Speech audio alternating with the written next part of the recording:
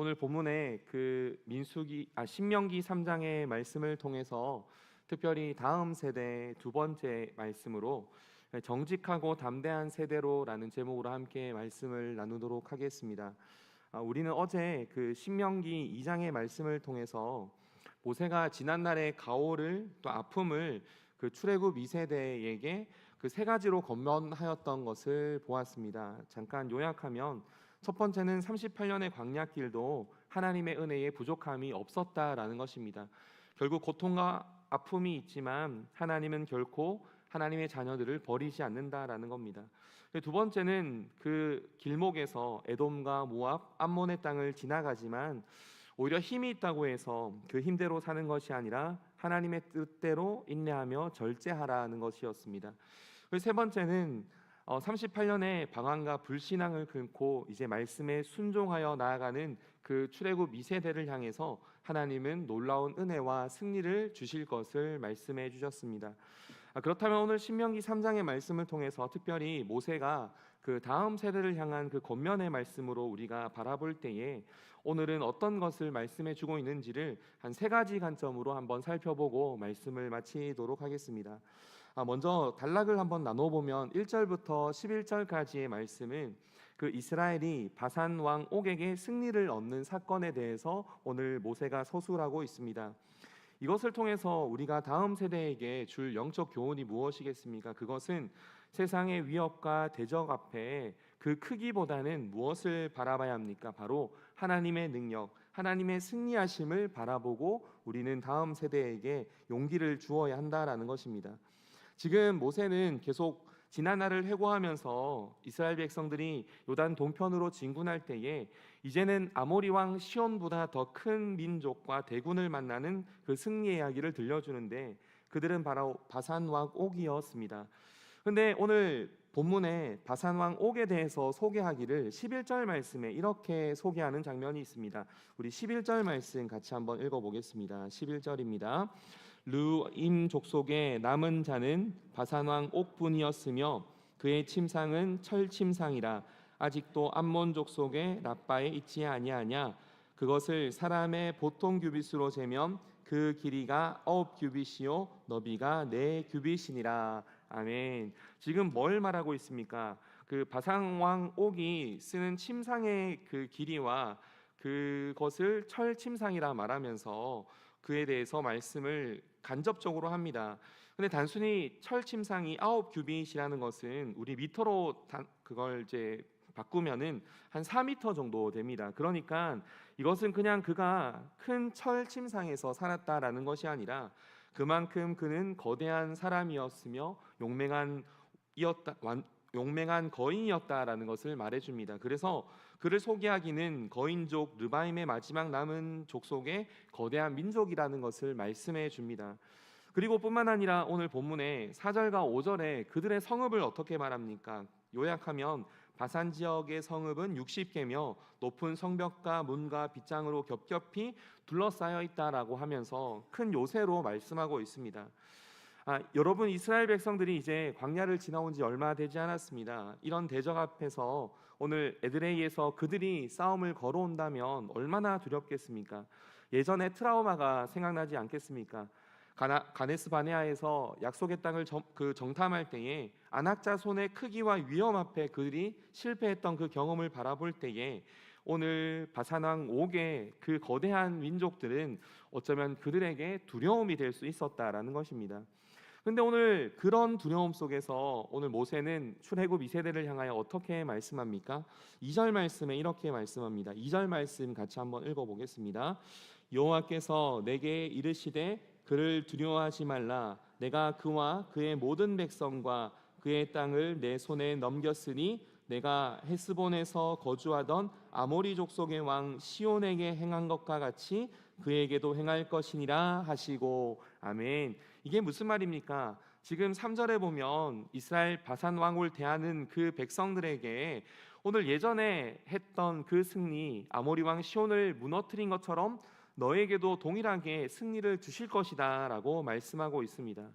근데 결국 결과가 어떻습니까? 3절에 보면 바산 왕 옥, 그들에게 한 사람도 남기지 않은 완벽한 승리로 오늘 하나님께서 이스라엘에게 승리를 주시고 그리고 60개 성읍의 모든 것을 점령하여 많은 그 물건들을 얻게 되었다라는 것입니다. 결국 이것이 어떤 의미이겠습니까? 바로 거대한 세상의 민족, 당신을 압도할 고난을 보일지라도 그 크기와 그 눈의 환경에 지배를 받지 말라라고 말씀하는 겁니다. 오히려 눈앞에 보이는 정말 압도할 만한 바산왕 옥과 같은 4m의 거인과 60개의 성읍을 바라볼 것이 아니라 오히려 승리를 주시는 하나님을 바라볼 것을 오늘 모세는 말씀합니다. 그래서 이렇게 말하는 것과 똑같습니다. 얘야, 문제의 크기를 보지 마라.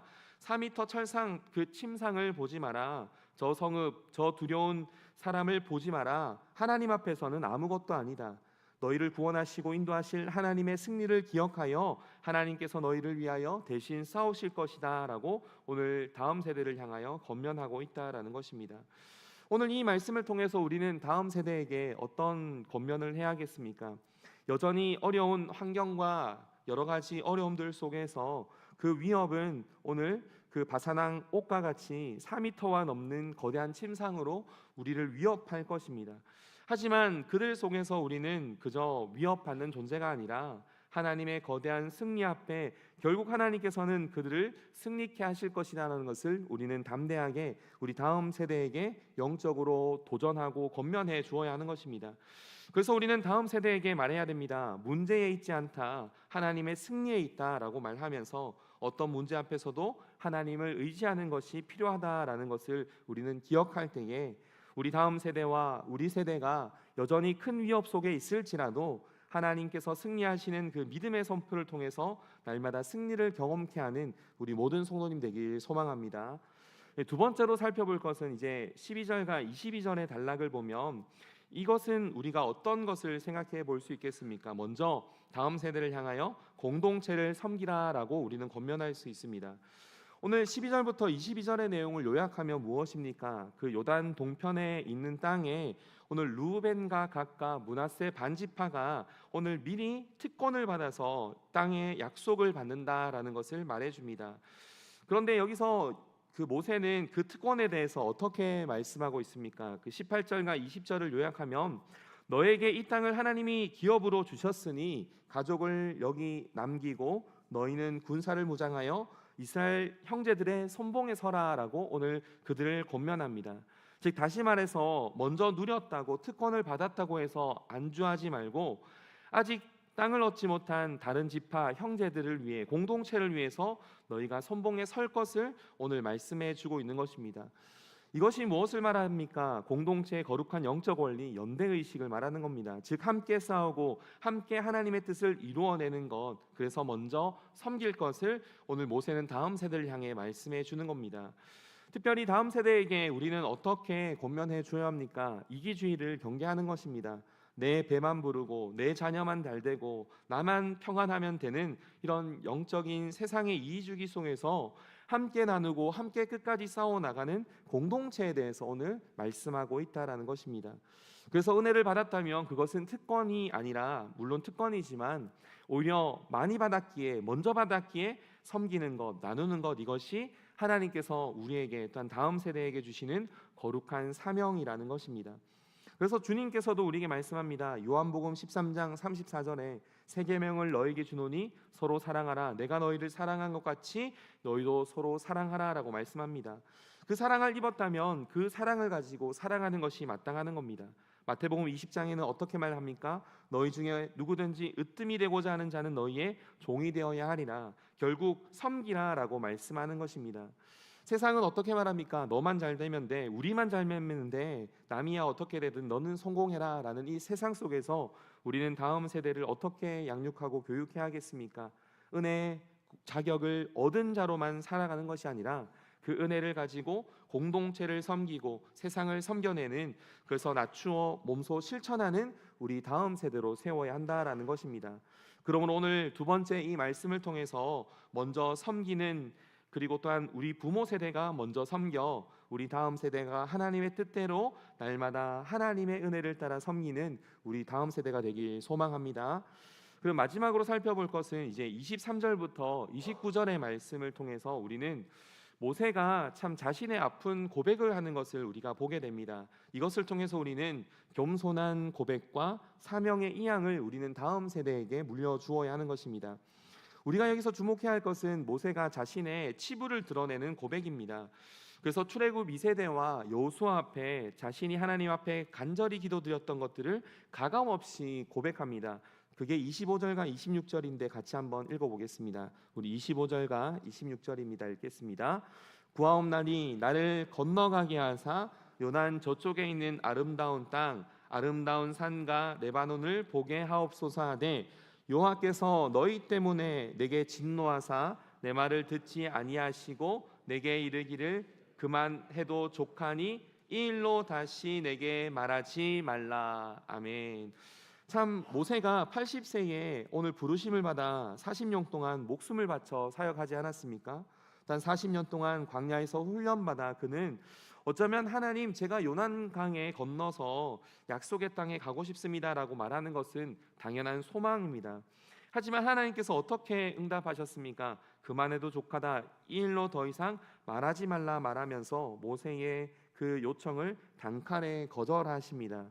그런데 여러분 이런 말을 다음 세대에게 그리고 여호수아에게 말하는 것이 참 쉽지 않습니다. 자신의 실패, 자신의 평생의 치부라 말할 수 있는 어쩌면 기도가 거절당하고 내가 무리바 물가에서 혈기를 보여서 하나님께서 약속의 땅에 들어가지 못한다라고 하는 것들은 어쩌면 리더로 부모로서 수치이고 때로는 숨기고 싶은 일일 수 있습니다.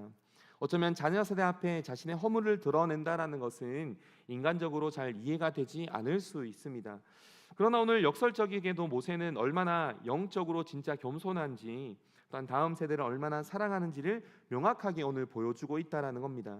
이게 무슨 말입니까? 모세는 리더라고 해서 부모 세대라고 해서 체면을 차리거나 거짓으로 포장하거나 영적으로 교만하게 굴지 않았다라는 것입니다. 오늘 우리를 돌아보면 아니 저를 돌아보면 어떻습니까? 높은 자리에 있을수록 부모의 위치에 있을수록 자신을 숨기려고 합니다. 체면을 차리기 위해서 겉으로 위선을 또한 권위를 세우고 때로는 내 연약함을 절대로 드러내지 않습니다.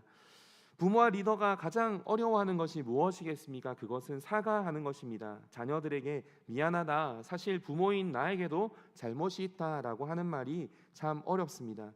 그래서 사람들은 말합니다. 그렇게 말하는 것이 내 권위를 떨어뜨리는 것 같고 오히려 그것 때문에 엉뚱하게 호통을 치거나 부끄러움을 숨기려고 하기도 한다라는 것입니다.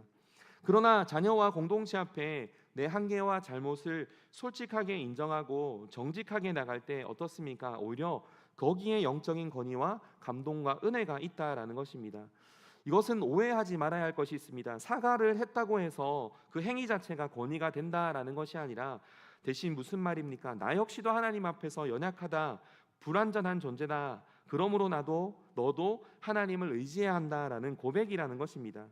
결국 나도 연약하지만 하나님을 의지해서 우리가 이긴 것을 고백하는 것, 이런 정직한 마음이 자녀들과 다음 세대의 마음을 두드리는 것입니다. 자신의 잘못을 하나님 앞에 시인하고 자녀에게 진심으로 고백할 줄 아는 리더와 부모가 결국 그 연약함 속에서도 하나님을 은혜를 구하는 그 순종의 겉면을 통해 그것을 고백하는 부모를 통해 다음 세대가 무엇을 배우겠습니까? 그들은 부모의 완벽함이 아니라 하나님께 순종하는 법, 연약함 속에서도 하나님 앞에 정직하게 엎드리는 법, 그리고 내 연약함을 덮으시는 하나님의 그 크신 은혜를 경험하게 된다라는 것입니다. 그래서 오늘 모세는 그 실패와 아픔을 자기 고백으로 어떻게 마무리합니까? 집착하거나 원망하거나 또한 은폐하거나 거짓으로 겉면하지 않습니다. 오히려 자신의 한계를 인정하고 그리고 27절과 28절을 향하여 위대한 사명을 다음 세대인 여호수아에게 이양합니다. 27절과 28절 말씀 같이 한번 읽어보겠습니다. 읽겠습니다. 너는 비스가 산 꼭대기에 올라가서 눈을 들어 동서남북을 바라보고 내 눈으로 그 땅을 바라보라. 너는 이 요단을 건너지 못할 것임이니라. 너는 여호수아에게 명령하고 그를 담대하게 하며 그를 강하게 하라. 그는 이 백성을 거느리고 건너가서 내가 볼 땅을 그들이 기업으로 얻게 하리라 하셨느니라. 아멘. 지금 이 말씀이 무슨 말씀입니까? 결국 자신의 실패를 가감없이 얘기하고는 결국 자신의 한계를 겸손하게 고백하고 이제는 자신의 욕심과 권위들을 내려놓고 하나님 앞에서 다음 세대를 축복하며 그 권위를 여호수아에게 넘겨 이양한다라는 겁니다. 그래서 모세는 자신이 가나안 땅에 들어가지 못한다 해서 원망하거나 하나님을 원망하거나 거짓으로 하지 않았습니다. 대신 다음 세대에게 자신이 발판이 되어주고 밑거름이 되어주고 여호수아를 담대하게 세우는 것입니다. 그래서 말합니다. 나는 여기서 멈추지만 여호수아야 너는 담대하라, 너는 강하라. 하나님께서 너와 함께 하실 것이니 너는 당연히 건너갈 수 있을 것이다 라고 다음 세대를 세워주었다라는 겁니다. 근데 여러분, 모세가 오늘 여호수아에게 리더십을 이양하는 것은 사실 구속사적으로 참 놀라운 은혜입니다. 모세로 대입되는 율법은 인간의 죄와 한계를 깨닫게 하지만 하나님 나라에 온전하게 나아가지 못합니다. 하지만 새로운 리더십으로 비춰지는 여호수아, 즉 우리를 구원하신 예수 그리스도는 우리를 영원한 하나님의 나라, 저 요단강 저편 약속의 땅으로 우리를 인도해 낸다라는 것입니다. 결국 모세가 자신의 부끄러움을 정직하고 그리고 가감없이 고백하여 한계를 인정했을 때 다음 세대의 시선은 그냥 위대한 지도자 모세에게서 머무르는 것이 아니라 여호수아, 즉 예수 그리스도, 우리를 구원하신 영원한 구원자 하나님의 은혜에 오늘 그 시선을 고정하게 된다라는 것입니다. 결국 이것이 무엇입니까? 영적 권위, 그것은 리더십은 누리고 나타내는 것에 있지 않고 하나님을 의지하는 사람에게 영적인 리더십과 능력이 나타난다라는 것입니다. 그래서 우리는 다음 세대에게 말해야 됩니다. 영적인 리더십은 하나님은 의지하는 자에게 있다라는 것을 기억하여 우리의 권위와 우리의 외적인 것들을 드러내는 것이 아니라 우리의 연약함을 통해 다음 세대가 오직 하나님을 믿음으로 바라볼 수 있도록 우리의 삶을 살아내는 우리 모든 성도님 되길 소망합니다. 이제 말씀을 정리하면 결국 오늘 본문의 말씀을 통해서 말하고 있는 것은 무엇입니까? 다음 세대에게 정직하라, 그리고 겸손하라, 그리고 담대하라 라고 오늘 말씀하고 있습니다. 그 정직함과 담대함은 어디서부터 나옵니까? 바로 하나님께서 주시는 승리의 은혜에 있다라는 겁니다. 세상은 두려움 속에 어쩌면 바산왕 옥과 같은 4m 철상에 여전히 두려워할지라도 하나님이 함께 하셨다라는 것을 기억하여 오늘 우리 다음 세대는 오늘 승리를 경험하게 될 것입니다. 그래서 오늘 우리는 우리의 이 말씀을 통해서 완전한 부모가 되기보단 하나님 앞에 믿음으로 고백하고 하나님이 주신 승리를 고백하며 다음 세대를 세워줘서 무엇보다 하나님께서 주시는 그 은혜를 절제적으로 신뢰하며 다음 세대를 세워나가는 오늘 모세의 고백과 같이 살아가길 소망합니다.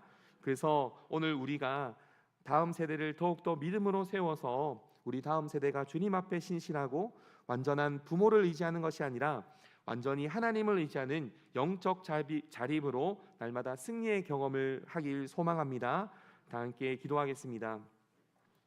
사랑이 많으신 하나님, 감사합니다. 오늘 말씀을 통해서 우리 다음 세대를 향한 부모의 정직과 겸손이 얼마나 큰 영적 유산인지를 다시 한 번 더 깨닫게 합니다.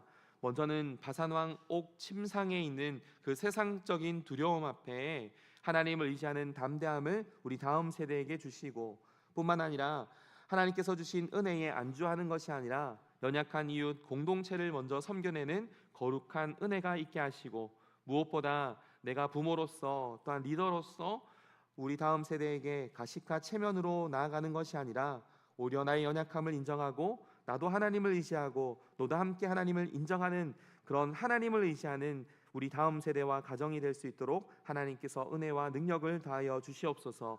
그리하여 우리 자녀들이 부모를 의지하고 세상을 의지하고 물질을 의지하는 것에서 벗어나 하나님을 절대적으로 의지하는 믿음의 영적 자립을 나타낼 수 있도록 주님께서 은혜와 성령의 충만함을 더하여 주옵소서.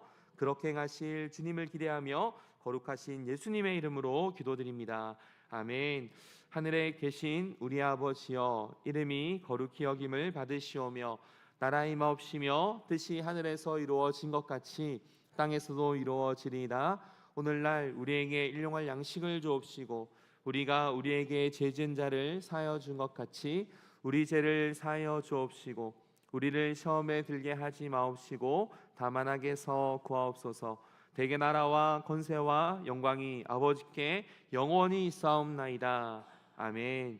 함께 기도하실 때 현재 목회 연구월 기간이신 우리 담임 목사님을 위해서 영육간의 강건케 하심을 통해서 정말 휴식과 성령의 충만한 지혜와 능력을 오늘 얻어서 돌아와 목회를 잘 감당할 수 있도록 우리 담임 목사님을 위해서 기도해 주시고, 현재 청년부 수련회가 진행 중에 있습니다. 잘 감당하고 큰 은혜 이룰 수 있도록, 또한 강사로 섬기시는 우리 장기영 목사님을 위해서도 기도해 주시면 좋겠습니다. 그리고 내일은 이열치열 두 번째 시간입니다. 일단 특별히 월삭 새벽 기도입니다. 모든 성도들 함께 새벽을 깨워 하나님의 귀한 은혜를 경험할 수 있도록 다 함께 기도하시고, 우리의 각자의 기도의 제목을 위해서, 특별히 다음 세대를 위해서 우리 주여 3번 부르짖고 기도하며 나아가겠습니다. 기도합니다. 주여, 주여, 주여. 좋으신 하나님 감사합니다. 우리의 삶을 이끄시는 그 하나님의 은혜를 기억합니다. 오늘 말씀을 통해서 우리의 삶을 이끄시는 하나님의 은혜를 기억할 때에 아버지 하나님, 세상이 화산왕 옥과 같이 거대한 철심상에 하나님 거대한 위협으로 우리를 넘어뜨리려고 하고 우리에게 두려움을 주려고 할 때마다 하나님께서 이미 승리하신 그 승리를